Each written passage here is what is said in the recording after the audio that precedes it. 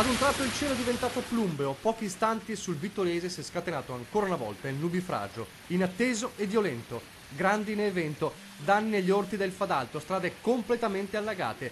Non solo, ma Via della Vittoria si è trasformata in poco tempo in un fiume in piena.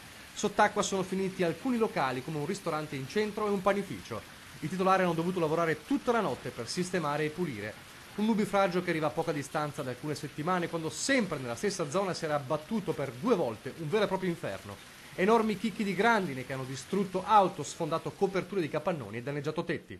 Grandine così era da parecchi anni che non si vedeva e qui in centro città non era mai successo. E ieri sera la paura è stata simile. Quando il cielo si è coperto, il vento ha iniziato a soffiare, il pensiero è andato a quel giorno, il 25 giugno. Fortunatamente l'entità questa volta è stata minore, ma ha provocato comunque danni ingenti. Rimane il problema dei tombini a Vittorio Veneto nel cuore della città, che sembrano riescano a reggere l'acqua che scende dai giardini. Il risultato è l'allagamento della via centrale e dei locali che si trovano in zona.